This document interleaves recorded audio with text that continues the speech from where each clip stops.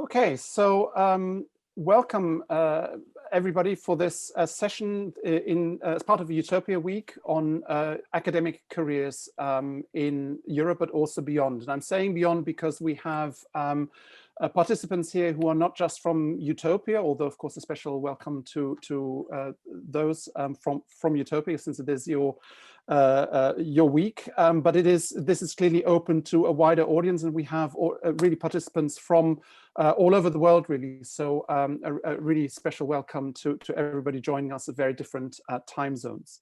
My name is Palmowski. I'm Secretary General of the Guild, and the Guild is a network of 20 universities of 15 distinguished universities in Europe. And I have a panel here consisting, first of all, of Apostolia Karmali from the European Commission. And then I have 3 vice rectors and provosts from 3 of the founding members of the Guild when it was set up in 2016 in Brussels. And these are Chris Enyu, who's just blowing a nose right now. Chris Enyu from the University of Warwick. I have also Gonitska from the University of Oslo. And I have Staszek Kistrin from Jagiellonian University in Krakow. And they're also part of 3 different European university alliances.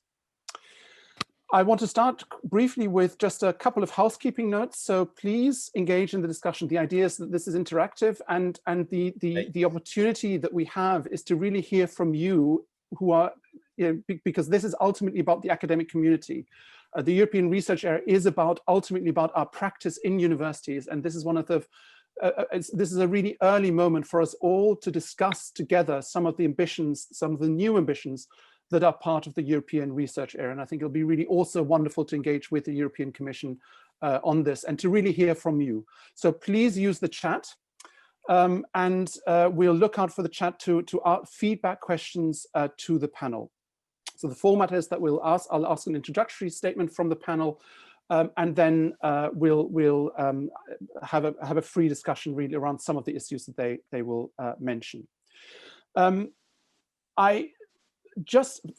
With one word of introduction, so the European research area has been in existence for about 20 years, and the aim of the European research area is to create a freedom of ideas, freedom of scientists, freedom of researchers across Europe. The idea is that Europe can be that much stronger, the EU can be that much stronger if scientists can genuinely have a free exchange between each other. And so the European Union has been working very hard, and the member states and universities have been very hard to work on areas to make this happen. And these include how we can have more mobility between institutions and countries, how we can improve gender balance and gender equality in our universities, how we can develop new shared infrastructures, and so forth. We are now at a moment when the European research area has just been renewed. There's been a European research area communication only 1.5 months ago, where the European Commission regained the initiative really to get us to think about academic careers and about our own practice to make this freedom of researchers happen in a new way. And there are a number of drivers of this. First of all, of course, Brexit forces the European Union to think even harder about what it can do to really make it distinctive. But there are moments far beyond that that affect us, whether we live in Europe or not, or whether we live in the EU or not. Currently, COVID is a genuinely transnational moment, and so we need to think much harder about how we can collaborate and benefit from collaborations. And issues like open science also force us to really rethink our own practice and our own communities of practice. So this is really just by way of introduction. This is a very important moment for us to think about academic careers in each of our institutions. It's a perfect topic to think through within the context of a European university alliances, and to think also about how university alliances together through their communities of practice can strengthen the European research area and gain a new momentum for addressing any kind of structural issues that exist in relation to academic careers.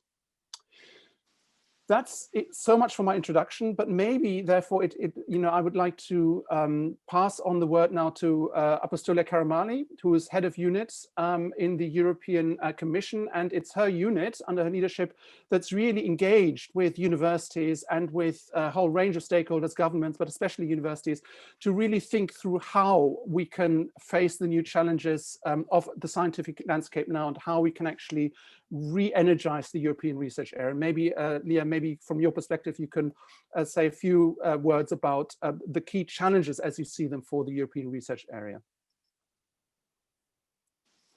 Yes, thank you. Thank you very much, Jan, for this introduction, and good afternoon, ladies and gentlemen. I think, Jan, I couldn't have introduced better the European research area and the 20-year endeavor. And let me focus directly to the point that you have asked me to. So indeed, the Commission adopted a package on the 30th of September, responding to a very strong request to actually come up with the next steps for the European research area in the current context and the challenges that you have just explained, and building on this 20-year experience that we have had so far. It is also quite important to highlight that this European research area was adopted together with the education package in order to exemplify and illustrate how important synergies are in order to promote knowledge and a seamless environment between education and research, for that matter. And I believe that careers also contribute to that area. So the new communication proposes 4 key objectives and 14 actions. There is a dedicated action on research careers. However, other actions also contribute. So let me recall briefly these. The new objectives are to prioritize investment, including a new sub-target, not only reaffirming the 3%, but also a sub-target of the commitment for a public effort towards this objective, which we think can incentivize also and leverage private investment further, but it's also highly relevant for universities. An objective on improving access to excellence with a better focus on widening countries, and launching a new mobility scheme, ERA for You initiative, which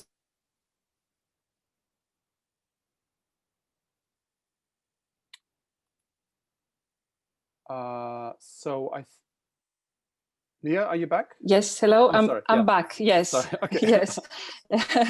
Sorry about that. Okay. So I was saying that the second objective of ERA is to improve access to excellence. And here I would like to flag a specific new initiative, the ERA for You, which targets mobility of researchers. The third objective is about translating R&I results for the economy. And finally, an objective on deepening the ERA, which focuses on the traditional ERA objectives. And let me now say a few words about the specific actions which are relevant for research careers. So as I was saying, there is an action focusing on research careers. However, other actions such as, for example, as you flagged yourself, Jan, open science, infrastructures, gender, also contribute to that perspective, and so do also the action in support of the higher education institutions, and in particular the transformation agenda, which has to be joined together with education. So this is the overall framework. And then if we zoom into what we said on research careers, I think we should look at 3 main building blocks. One building block, which is the better coupling of the... Hello?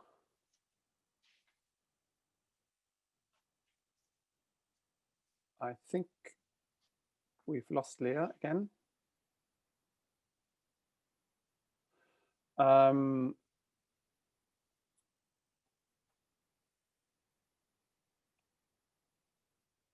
Okay, so it seems like we've lost Leah again. Can I maybe, Chris, can I maybe move to you, and then maybe we'll wait, and Leah can maybe conclude her thoughts when she comes back. But Chris, so from your perspective as provost at the University of Warwick, what if you had to name one key point and one key challenge from an institutional perspective in relation to academic careers, what would that be? Thanks, Jan. I think I think one of the things that I was going to try and highlight is the challenges around diversity and diversity within the academic and research community. So I think it's probably, I know it's a feature of so many parts of our sector, that the academic and research community isn't as diverse as we would want it to be. And I think that's an issue for two reasons. I think it's an issue partly just because, quite frankly, it is wrong that we should be effectively excluding people from having the opportunity to engage in this area, from having the opportunity to realise their potential and to make a contribution to the big agendas that we're all working on. But the second reason it's wrong, much more pragmatically, is that in pursuit of the vision for the European research area, if we want the best people working on the big problems, the wicked problems, then we can't afford to systematically exclude any groups. We need to be drawing our talent from the biggest possible pool. So this, I think, is a real challenge for all of us. And I was going to say a little bit about the experiences of Warwick, not because, I mean, I'd like to think we're special, obviously, but that's not the reason for doing it. It's because I know Warwick, and because I think our experiences are not so unusual. They'll be familiar to lots of people, and therefore I can talk about some of the things that we're doing as a way of provoking discussion. So, so we know particularly we've got a big gender imbalance within the research community. It's particularly noticeable in the STEM areas. It's particularly noticeable amongst the non-EEA researchers. We're a bit better in terms of our gender balance for EEA nationals and also in social sciences and faculty of arts. The gender imbalance is greater amongst senior staff than it is amongst junior staff. And we have similar imbalances for those staff who are disabled. We have similar imbalances by diversity, particularly in relation to Black staff. And we have imbalances around sexual orientation. So there is a lack of diversity. There's not the diversity we would like to see. And I think for institutions such as our own, we've taken inclusion as a key component of our strategy towards 2030. And that's about signalling commitment, about putting it at the heart of the things that we do and that we try and talk about. There's lots that we're working on, some of which I think will be relevant to many institutions. The charter marks we see as hugely important in terms of their ability to benchmark and galvanize and bring people together. They provide, I think, a very powerful mechanism to drive change. The Athena Swan program is one that's very widely subscribed to in the UK and focuses on gender. So it's relevant also to the European Gender Equality Strategy. For those who are not familiar with Athena Swan, it's very much an initiative that started in STEM and spread out beyond STEM to provide a mechanism to encourage institutions to promote gender equality, both at departmental level and at the overall institutional level. We have similar charter mark activity on race, on sexual orientation and disability. But we do a lot on leadership development to really build the pipeline, both internally and also external programs. We attach a lot of store to transparency. Let's be open and honest about where we are and what we need to do, because that will bring our community with us. We do try to identify anomalies, challenges, problems, where we identify them to do something about them. So an obvious one is gender pay. If we have anomalies, we try and correct them. But more broadly, it's a whole series of policy and culture changes that try to create an environment in which everyone can thrive. And that's about promotions, it's about recruitment, it's about things like maternity conditions, returners, fellowships, reducing precarious employment. And I think all of this is to drive our belief that research excellence really does matter. That's what we should focus our attention on. That's what will help us all to make a difference within the broader context of the European research area and beyond. And that's how we need to evaluate research on the excellence. But we need to recognize absolutely that diversity is essential if we're to do this. We need equality, diversity, and inclusion within the research community and the academic community more broadly if we're going to bring together the best talent to address the greatest challenges. Thanks, Jan. Thanks. Leah, you were cut off brutally by the powers of the internet. Do you just want to conclude your remarks before I move on? Yes, and I'm really sorry for that. So now hopefully it should be more stable. So I was saying before, I was about to focus on the specific action on research careers, and I was saying that there are roughly three main building blocks in what the Commission has proposed. One is linked to the coupling with employment and social policy. One is linked to, it's more focused on research policy, what we can do there. And then the other building block is focused on talent and what we can do on talent. And if I go back to employment and social policy, there you can see two major subsections. One subsection which is linked to the recognition of the research profession and how we can set up a skills taxonomy and make sure that all this profession of researcher with all the definitions that go with it is nicely mainstream and streamlined within national policy. And this we believe can be the backbone as a recognized profession to tackle precarity in particular. The second area is linked to everything that has to do with conditions, employment conditions, as mentioned by the previous speaker. In particular, for example, the very difficult issues of social security, pensions, and so on that can actually impede mobility within the EU. So this is one area, not an easy area at all. A second area which is linked to research policy. It's about all these new elements that we could introduce, building on the experience that we have had so far with initiatives such as the Charter and Code, the Human Resources Strategy for Researchers, focusing on diversification of research careers, modernize the research assessment while recognizing the importance of excellence and publications. Still, there is a long way to go for the way forward.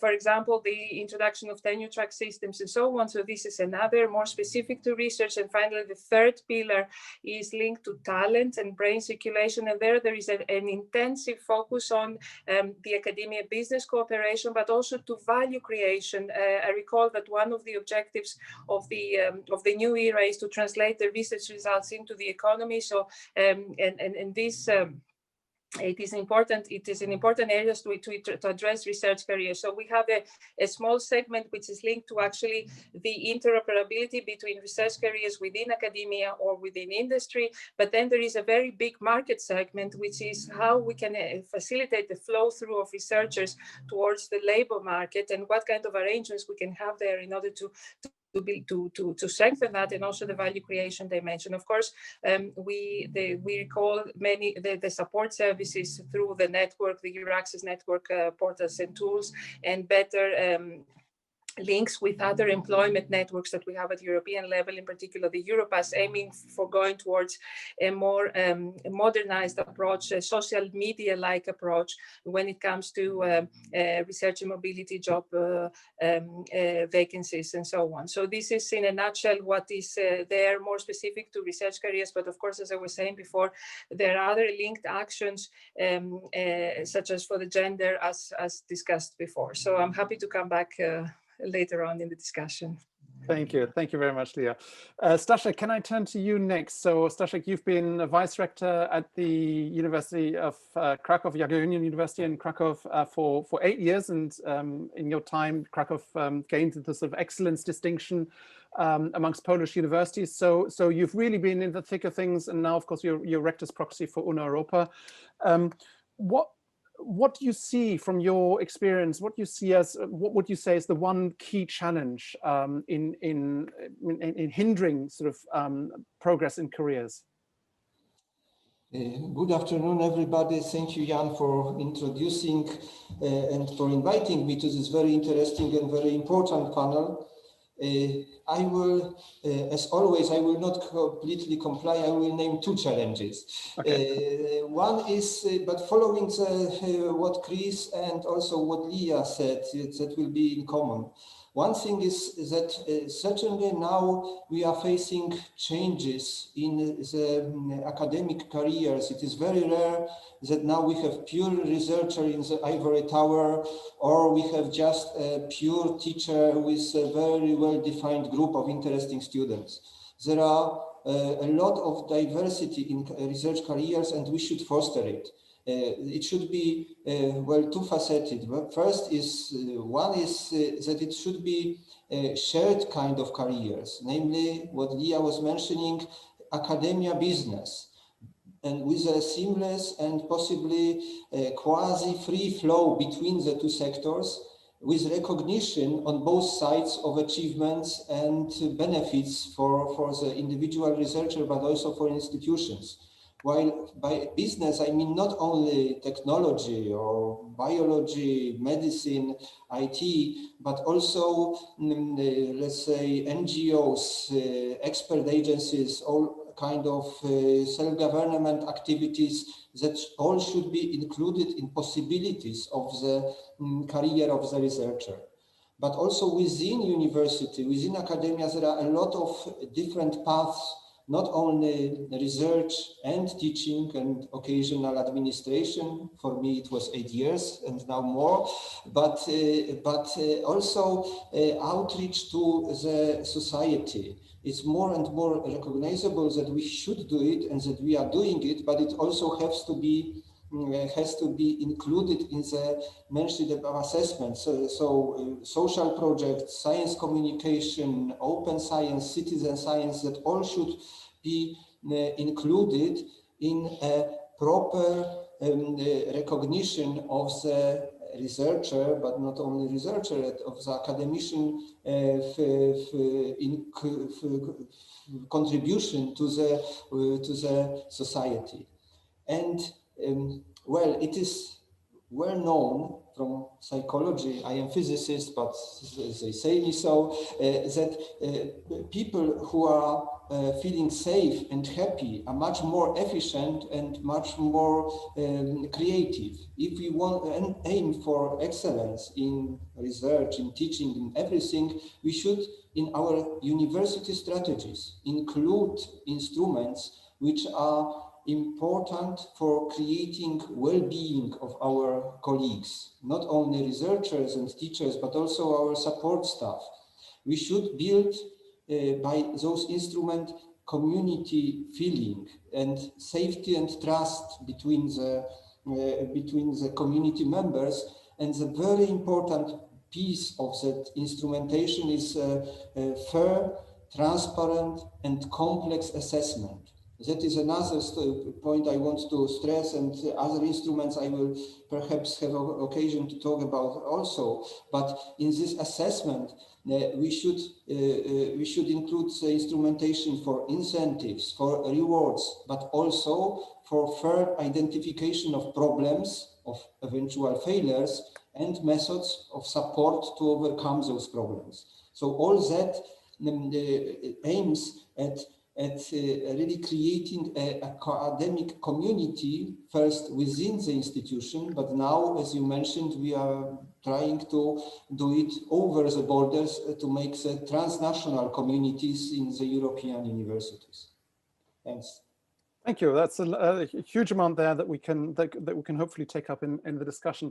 But before we do so, also Gonitska, can I maybe ask you for your thoughts? Also, you're a vice rector for research and internationalization at the University of Oslo, and you're a political scientist. And I just wonder, yeah, what are your thoughts on what would be the key issue you would highlight as the sort of thing that we really need to address over the next few years? Well, thank you, Jan. I think I would like to address our attention to what I would call great expectations, and sometimes also tense realities in the intersection between individual aspirations and expectations of early career researchers, and the university's needs and concerns, and possibly even their missions. And the key word here is, of course, precarious employment. And in pre-corona times, it seems like a long time ago, I used to sit in my office and on the 9th floor and watch all the thousands of students invade our campus every morning. And they had aspirations and expectations. Will I get an A? Will I understand structural functionalism? Will I fall in love? Will I get a job? So it's a huge vote of confidence towards the universities when they attract the talent of the younger generations, and it's a huge responsibility for also for us as a university, and that responsibility also extends to PhD students, postdocs, and the very early career researchers, and they are at the core of our academic communities as well. They are not only important in establishing research teams and academic communities, but they're also the bridge to the future. So it's a bridge to the future university. So and when they take the first steps towards an academic researcher career, they are at the same time in the stage of their lives when job security, they have expectations of decent living conditions. They have partners and children and grandmothers and aging parents maybe, and they have expectations and legitimate expectations of some kind of predictability in life, in work life. And at the same time, they know that the academic environments are competitive. But I assume we have a responsibility, and also they have expectations that they don't squander their best years of their lives, career lives, hanging around on short-term contracts and maybe waiting for tenured positions holders and at their departments to either retire or to die, to put it bluntly. So we are faced with this kind of idea that, well, the situation that we have predictable uncertainty. And why? Well, there is no, like Stanislav was saying, there is no fixed recipe book for how to succeed in academia so far. What does it really take to succeed? But also the standards and expectations as to what it takes to succeed and be a successful researcher, they are in flux with ideas of open science, all the different kinds of expectations that are directed at the research career. So we have to be either Wonder Woman or Superman in order to succeed, and very few of us are. Let's face it. Mm-hmm. And at the same time, I think that's some of the underlying tension here. Universities need some kind of flexibility in their staff, in their daily activities, but also as well on the strategically more long-term operations of research-intensive, comprehensive university. So we rely on people's talents, we rely on their creativity and curiosity, but also we'll rely on prioritizing our efforts and the resources. And I must say also the frontier research relies on being successful in attracting external funding, and many of our research fields are entirely dependent on research funding from several sources. And that creates some uncertainty, opportunities, but also uncertainties. And outcomes hardly ever make it possible to match all, satisfy the career expectations of all young researchers involved in this competition. And in practice, great individual expectations are in growing numbers not matched with the institutions and what the institutions can offer. So we have universities concerns for building and maintaining research teams, fulfilling teaching obligations, and all the other tasks that we are expected to do as part of our kind of pact with society. And then we have competitive national and European research funding that pull in one direction of more temporary research positions. And that's not always aligned with the individual researchers' aspirations and expectations. And the European to the European research area also, that might also pull in the direction of uncertainty. It has its ideal as the individual can choose where to move, but in practice it means a move more in one direction maybe. So the researcher is caught in between his or her own aspirations and possible also what is desirable and determined by national and sometimes also European actors and factors. So it might be ending up in some kind of dilemma. I don't know whether it's a false dilemma or something and something that we can how we can manage to create an appropriate balance between individual expectations and institutional interests and societal realities. So, I think one way out of this, one way of addressing this is PhD education and looking closely at the PhD education, not as a one-way street towards the coveted professor's chair, but rather as a roundabout with more than one exit. So that you and seeing that not as a failure, not as something to defeat, but increasing our institutional capacity for career support, also to have a career outside the academia. So, but also maybe then create more predictable career tracks that do not necessarily lead to the professor chair. So there's something also, especially when it comes to the European research area and also national policies and institutional policies, especially towards the postdocs.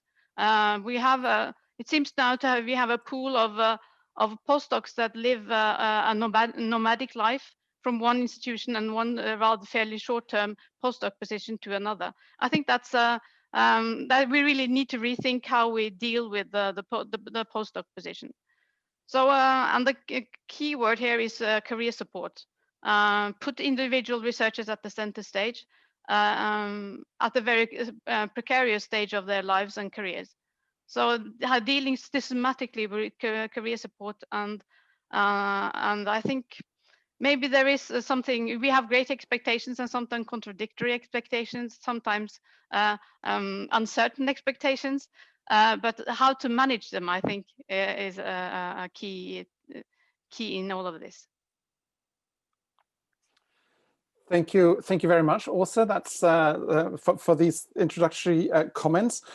We've now got so basically we are looking for Wonder Woman and Superman who can really succeed in today's university environment. So there was a real focus in your comments on postdocs and the issue of precarity, and that linked in also with what point that Chris has made. We need to find new ways of recognizing quality at a time of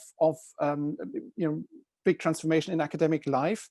There are growing needs on academics. Staszek mentioned this also very much of academics to engage with all kinds of duties and responsibilities in terms of engaging with citizens and wider public, teaching, research, but also within university administration, citizenship. So I think you mentioned, and of course the key issue of diversity and how we recognize strengths and how we bring out the individual strengths of people irrespective of gender or religion or sexual orientation or whatever else might be discriminating or holding them back. So before we go to the discussion, can I just really, first of all, can we find out a little bit more about the audience, and really try and really ensure that we know a bit more about each other? So we've got a poll to begin with, so that we actually find out a bit more who we are and who's listening in. If I could ask for the first poll to come up. So could you please fill in your, first of all, your gender, but also your status at the university? I think that both of these would be really interesting and important for us to find out.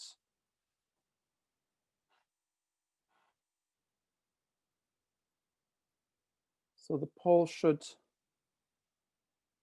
come up, and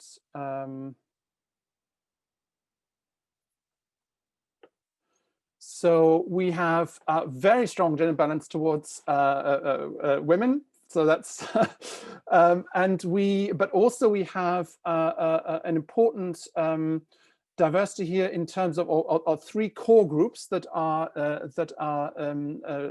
engaging with the session. So it's academics with an open-ended contract, doctoral candidates, a very important group, and then also administrative and professional services staff. And maybe we can also rethink with our comments, we can really think about these particular groups in particular. Can I ask for one final poll to get us to reflect a little bit more on the gender as a background for the gender, for some of the issues that Chris has raised around gender and diversity? And can we have maybe a second poll very briefly? So can I, from your, we have colleagues who are and students and doctoral students, candidates coming from very different institutions. Be really good to feel whether you think actually your institution has got it sorted. I mean, or to what extent it doesn't have it sorted. So to what extent do you feel our gender issues, and I didn't raise the question of diversity because that's obviously then more complex, but just the issue of gender, to what extent has that been addressed in your institution?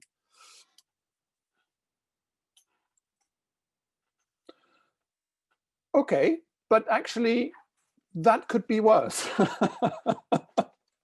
I guess.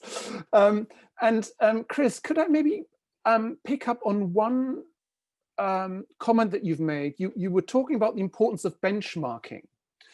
And I was just wondering, what do you think, if there are one or two things you could think that could make a real difference across Europe, what would it be? Would it be ambitious benchmarking? I mean, and the emphasis really is on ambitious.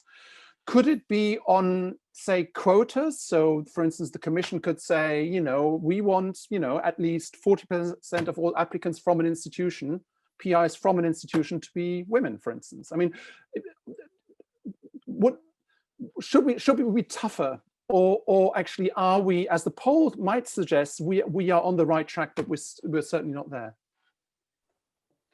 I guess as a woman of a certain age, I'm fortunate enough to have seen a lot of the tremendous progress that has been made over my own academic career. So I think there is much to celebrate, and it's a lovely surprise to see that 25% of respondents think that it's all true, which is great news.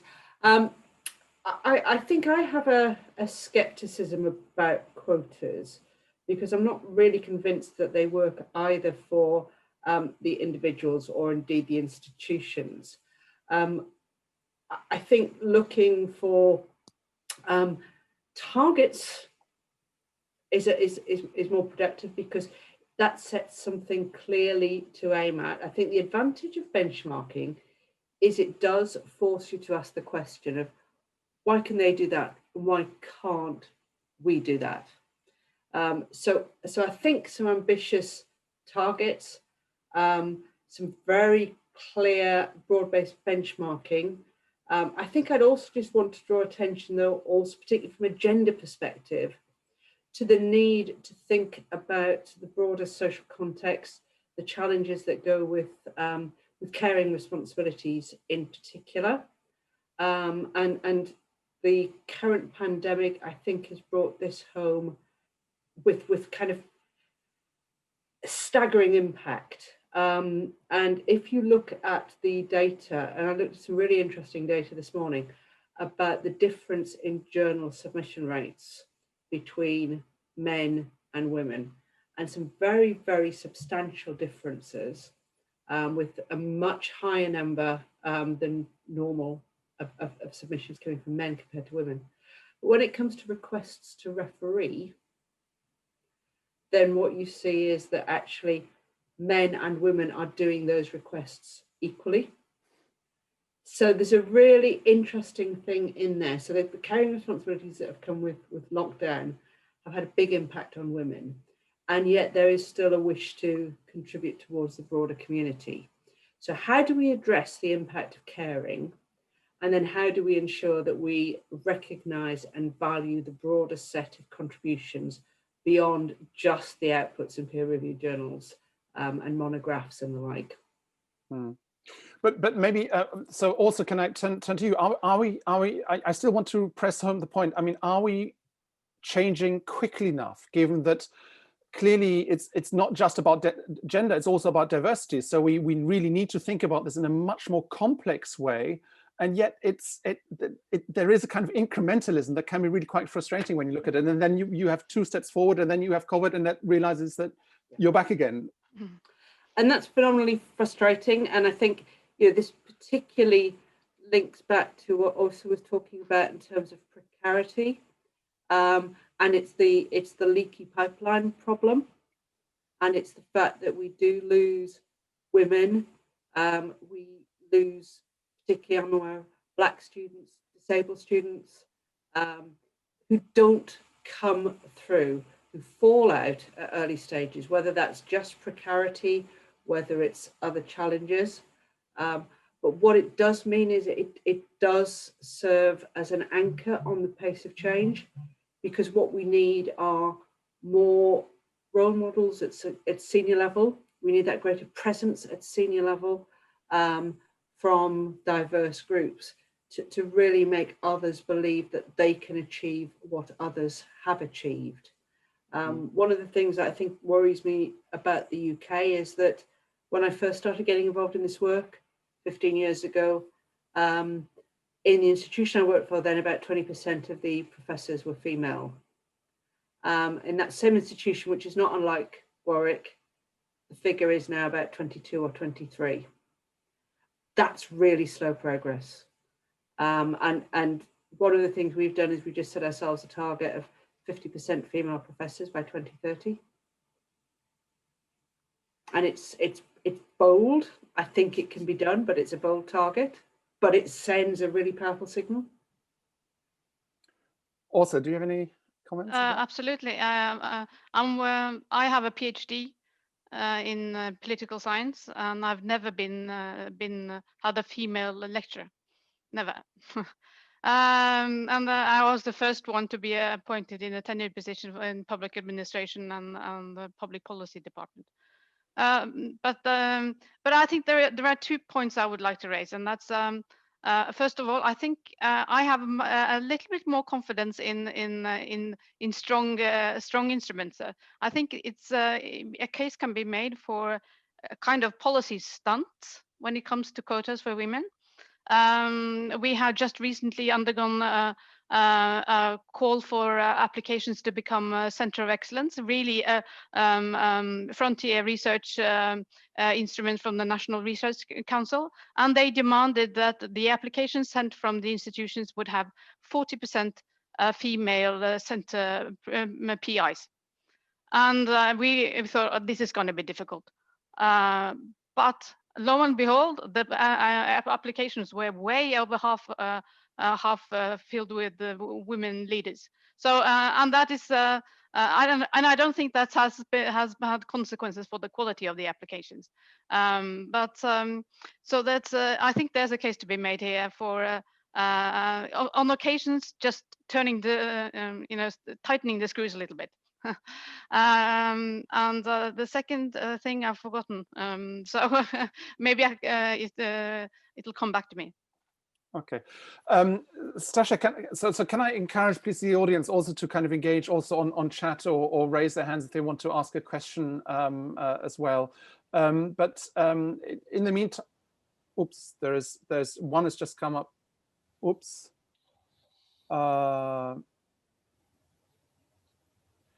So can we, so there is one here about, actually, can I broaden out this question around, there's one question around the precarious positions, but it is maybe we can broaden it out also to ask what university networks, what European universities can do to address some of these issues, both in terms of the precarity of employment, but also how can they actually strengthen gender equality and diversity.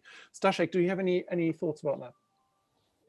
Well, The European university alliances are just starting their work. So I think it's still an open question, but we recognize this certainly. Somehow, harmonizing efforts of at least, say, 6, 7, or 8 European institutions across borders, trying to harmonize or point out the problems in the legal regulations. That's also something which might lead to improving the I don't know the precarity, but maybe leading to some solutions in the sense of what is mentioned in ERA's tenure track on the European level, setting the guidelines how the young researchers should follow his or her career, in the sense that when he is determined to become a senior researcher at once, that should be helped, not just basing on publish or perish or seek for grants. That's really difficult, because that makes life really unstable, and the only sure thing is that you are not sure what will be your future in 2 years at the most. I think we have in Una Europa, we have now in the project connected with research development. I mean, in the top-up call, which was defined recently and which we will start next year, we have some sector of developing and care of human resources, and I think that we might be able to define some better solutions that there are now available, at least providing our colleagues with possibilities when they have to float around, also in Europe, to float around within the quite harmonious environment of European university. And I think it can be also then broadened to alliances of alliances, let's say, or shared some experiences also from EUTOPIA, from Aurora, from whatever other alliances which come up with good solutions. And I am sure also that Commission will be eager to pick up solutions which are found for 8 universities to apply it for the whole sector of universities in Europe. Mm-hmm. Thank you, Leah. Can I turn to you? You mentioned in your introductory words a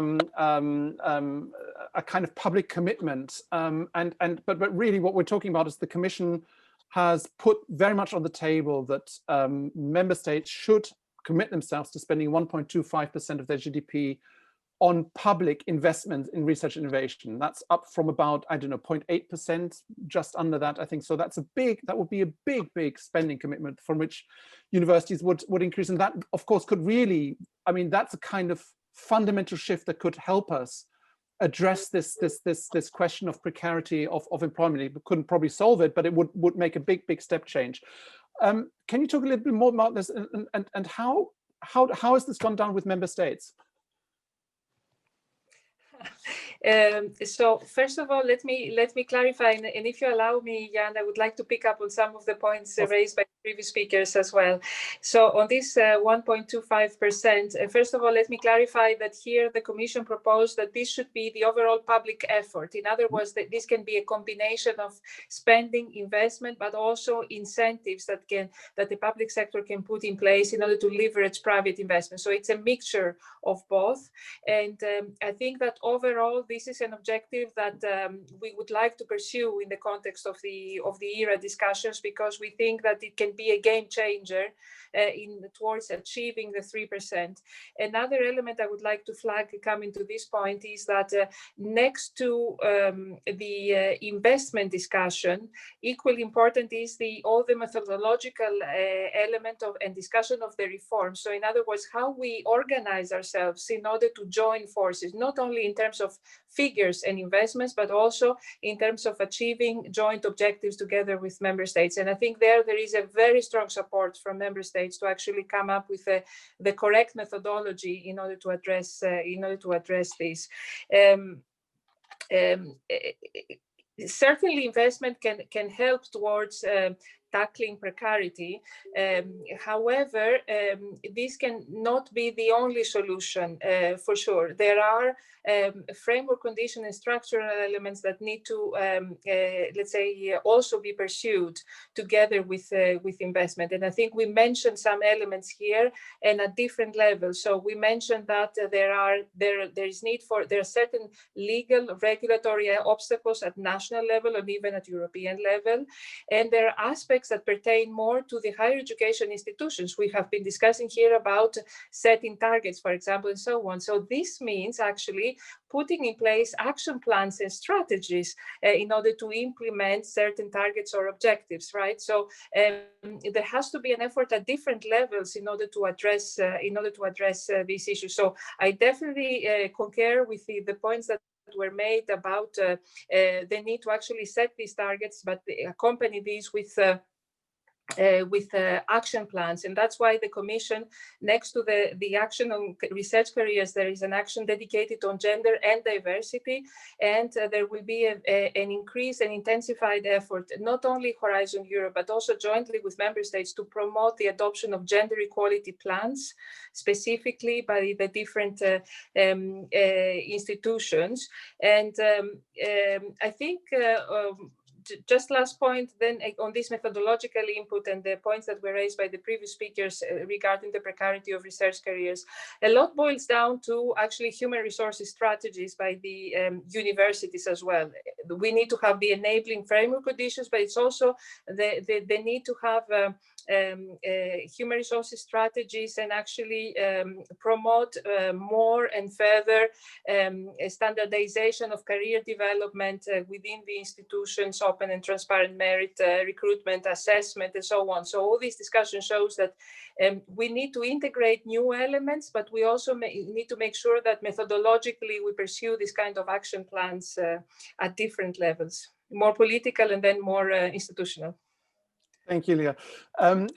Chris, can I turn back to you and raise something that really takes up from what Staszek was mentioning at the beginning, which is the kind of greater diversity of things and the changing ways in which we assess people's careers. So we need to focus much more on sharing in a world of open science. We need to, if people are encouraged to produce sort of data sets, for instance, that how do we account for that, and how do we then prevent an industry of creating new sets of measurements and proxies that are comparable and neutral? How do we prevent that from arising? I mean, how do you deal with that in terms of when you're sitting at the table looking at people's promotions?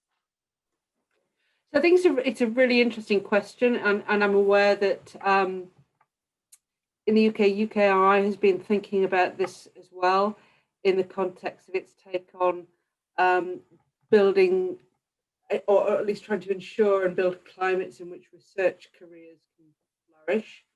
And I think one of the concerns that I'm hearing from Staszek as well as from UKRI is this kind of quite narrow way in which we evaluate people's progress.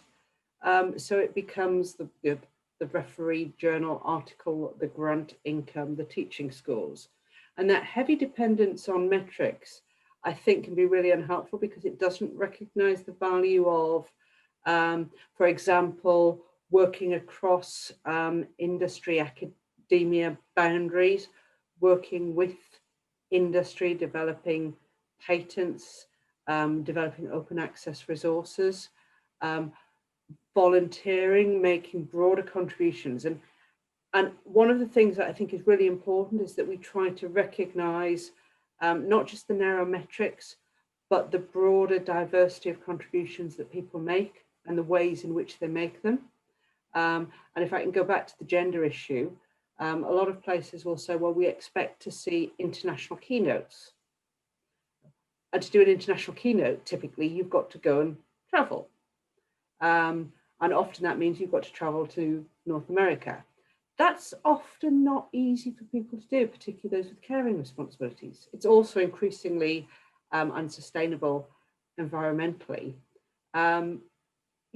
we need to start thinking a bit more creatively about what these things mean. International doesn't mean that you have to cross boundaries or borders. It does mean that your work has to be of a particular standard and get recognition.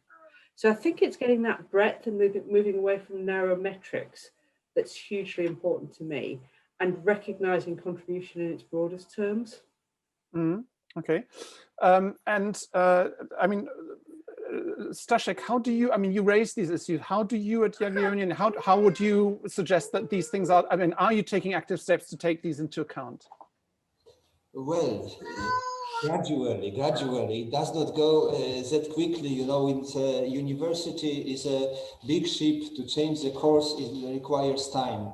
But still, there are a few points which I still want to make, maybe 2 points. One is that we shouldn't neglect this the thinking and well-being of people. That's really very important. From my experience, when as a vice rector, I was performing the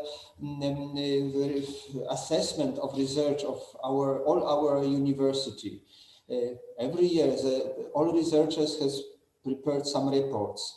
Again, against some criteria, depending on faculties, they were then some 2 or 3 best researchers at every faculty were nominated and awarded. And what I want, the point is that it was also financial award. Good, that's fine. But what was really appreciated is that the list of those nominated and awarded researchers has been read by me or by rector during the inauguration of the academic year and made public. And they have received the letter of recognition signed by me, and it was very highly valued. And so the creation of the feeling that your achievements are properly recognized, and maybe not financially, but somehow awarded and made public is really very important and contributes to this feeling of community. And you work much better when you feel that you are surrounded by trustable and friendly people than that you just work alone, and you happen to be in the room and neighboring to someone else who is doing something completely different. Of course, we have in the audience a lot of support staff.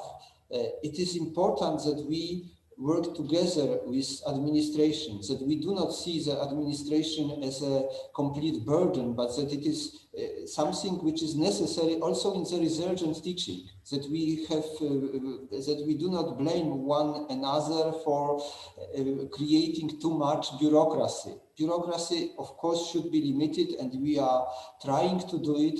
It's hard, but it's common effort of administration and of the researchers and academicians. So I think this, there is a lot of points we try to do. We try to incentivize people, trying to base not on accounting, but on trust.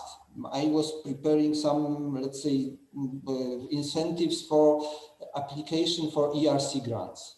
The people have just to declare that they are going to prepare the application for, let's say, starting grant or advanced grant, and they got some teaching duties reduction, some seed money, some other incentives. And I was not asking really, did they really prepare that application? I was only asking that they, at some point, they report to the faculty what they really did. And that's all. So trusting people, again, creating good atmosphere is, I think, very important for creating this excellence. And we should aim at excellence, not only directly by saying, well, these are the supermen and the superwomen, but also creating it as a product, badly saying, from this whole community. Thank you, Staszek. I think the importance of trust, that's maybe a wonderful notion to end with. It seems to me you know, we are at the end of our time, but I think it's clear that the European research area gives us a really important moment now, not just in Europe, I think, but also beyond, to really put some new energy into thinking about our careers and thinking about how we can actually create better career structures, better career paths based on trust, as Staszek says, and career paths that really reflect the different situations that people are in all their diverse circumstances. And it seems to me that we are at the beginning of this kind of discussion. I want to thank the panelists in particular for joining us. Leah, thank you very much. It seems to me that the Commission has really found a very important time to re-energize this debate. So thank you very much. And I think that we will work together much more over the next 3 years on these really important issues.